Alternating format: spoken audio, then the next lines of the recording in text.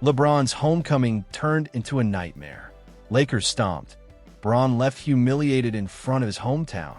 Welcome back to the land.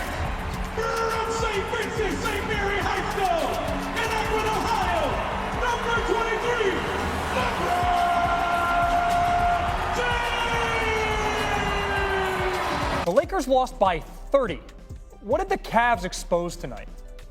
Well, what we've been saying all year long. Look, the Lakers are always going to win regular season games. They're good. They're that good offensively. But when they play against great elite teams with athleticism, they get exposed defensively. LeBron James' homecoming turned into a total blowout, but not the sentimental kind. The Cavaliers didn't just beat the Lakers, they dominated them. LeBron's return ended in a crushing 129-99 loss in front of his hometown crowd.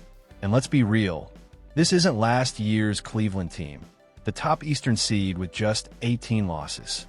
This year's squad already had 20 losses and looked like they'd taken a step back.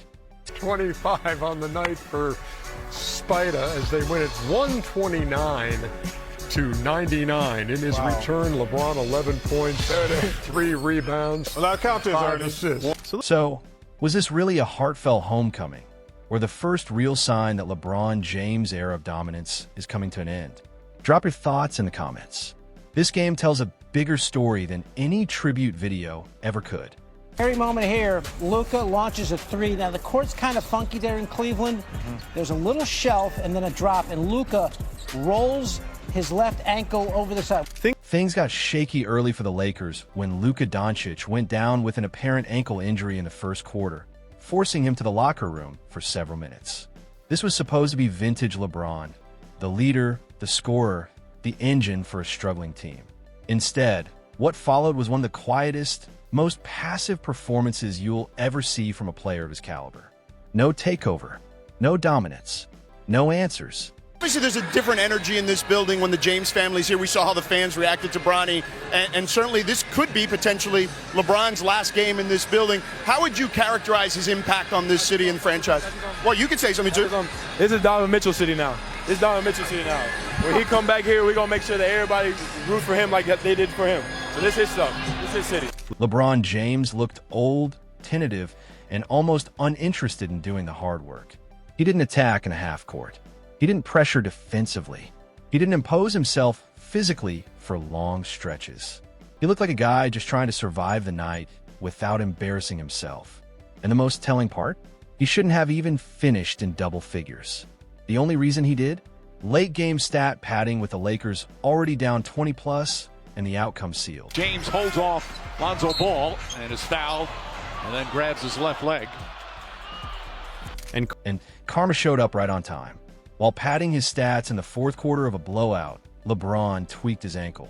Not from battling in a tight game or giving it his all on defense, just chasing meaningless numbers in garbage time. By the final buzzer, his stat line told the real story. 11 points, 3 made field goals on 10 attempts, 5 points from free throws, and 2 fast break dunks plus a layup. No jumpers, no half-court domination, no signature moments. Lakers way, James just 11 points as the Lakers lay a huge edge. In just 27 minutes, LeBron finished with a -23 tied for the worst in the game. Let that sink in. 23 in a night that was supposed to be about him, his legacy, his connection to Cleveland. This wasn't a heroic farewell. It was a stark reminder of where he stands at this stage of his career. And somehow, the night still found a way to get even more ironic. Just so weird and so cool and so surreal. You know, my mom get to watch her son and her grandson play in the NBA at the same time. I actually just started to think about how insane that is. Yeah, that's awesome. While LeBron was busy padding stats and limping around, the Real highlight came in garbage time from Bronny James. Making his own sort of homecoming, Bronny checked in when the game was already decided, and suddenly the energy shifted. He snagged a steal, raced down the court, and threw down a fast break dunk that got the crowd buzzing. In just 8 minutes, Bronny put up 8 points on 3-4, 3 shooting, and made himself a mini highlight reel. And the Lakers get blown out on the road by the shorthanded Cavs in Cleveland, suffering their worst loss of the year. I was looking at this. With 8 minutes left in the second quarter, the Lakers were up 40-30. They had a 10-point lead. They only scored 59 points the rest of the way in that game. Here's the part no one wants to say out loud. Bronny made as many field goals in 8 minutes of garbage time as LeBron did in 27 minutes of real basketball. And yes, like his dad, Bronny knows how to pad stats when it doesn't matter, but at least he did something that truly stood out. After the game, he stayed on the court, shook hands, and congratulated the other team. A simple act of sportsmanship that somehow still feels noteworthy in the James household. LeBron? He was already halfway down the tunnel when the final buzzer sounded. No lingering, no handshakes, no acknowledgement of the team that drafted him, carried him, and built his brand. Just a quick exit, like a man trying to escape a night that didn't go according to script. And speaking of scripts, there's another one quietly being written. Reports say Cleveland would be happy to welcome LeBron back this summer. A potential year 24 reunion where it all began. Makes sense. LeBron has spent 11 of his 23 seasons in Cleveland across 2 stints. He was born and raised in Akron. The Cavs drafted him 1 overall in 2003. His legacy is tied to that franchise, whether anyone likes it or not. But here's the twist. Despite all the talk about loyalty and legacy, LeBron's longest uninterrupted run with any team has actually been the Los Angeles Lakers. 8 straight years, longer than either Cleveland stint. And yet, after this performance, it feels like the Lakers might have quietly had enough that LeBron James' homecoming wasn't what anyone expected. Not sentimental, not glorious. The Cavaliers didn't just beat the Lakers, they stomped them out. A 129-99 loss in front of his hometown crowd. And let's be honest, this isn't last year's Cleveland team that dominated the East. This year, they were already struggling with 20 losses. Things got shaky early when Luka Doncic went down with an ankle injury, forcing him to the locker room. This was supposed to be vintage LeBron, the leader, the scorer, the engine for a wounded team. Instead, one of the quietest, most passive performances you'll ever see from a player of his caliber. No takeover, no dominance, no answers that LeBron looked old, tentative, almost uninterested. He didn't attack in the half court, didn't pressure defensively, didn't impose himself physically. He barely managed double digits, padding stats late in garbage time while the Lakers were already down 20+. And karma? It hit in style. While chasing meaningless numbers, LeBron tweaked his ankle. Not from competition, just from padding stats. By the final buzzer. His stat line told the story. 11 points, 3 field goals on 10 attempts, 5 from free throws, 2 fast break dunks, and a layup. No jumpers. No half-court dominance. No signature moments. Plus minus? Minus 23.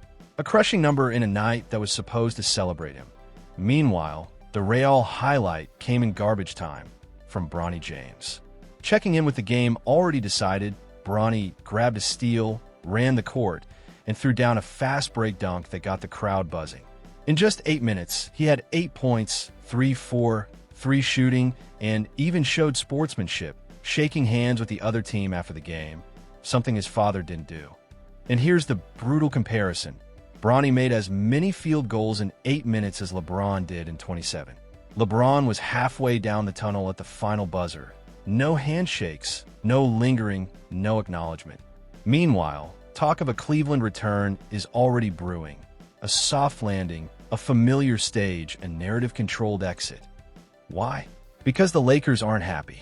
They were reportedly disappointed when LeBron activated his $55 million player option, forcing them to carry a superstar whose defense is optional, stats are prioritized over team success, and whose presence limits roster flexibility. The Lakers are barely holding on, the West is rising, and a play-in spot could mean an early playoff exit. The math is brutal. Cleveland makes more sense, easier path, nostalgic PR story, and less pressure. Nights like this expose the truth. LeBron is no longer the player who dictates games. Greatness has an expiration date. He can still fill a stat sheet, but consistent dominance? Gone. Leadership? Eroded. When adversity hit, There was no rallying, no urgency, no defensive tone. Younger players notice. Coaches feel it. Front offices definitely see it.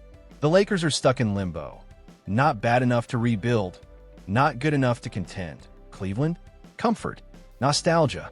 A place that embraces the spectacle, sells jerseys, and protects the narrative. But one thing is clear. Nostalgia doesn't win games. Memories don't guard the perimeter. Tribute videos don't stop runs. The current Cavaliers didn't freeze. They played better basketball. They ran, defended, shared the ball, and exposed the weaknesses the Lakers try to hide. This was LeBron's homecoming, and the applause before tip-off couldn't change the harsh reality on the court. If this game truly offered a glimpse into the future, the path is clear. LeBron's days as a difference-maker in the West are numbered.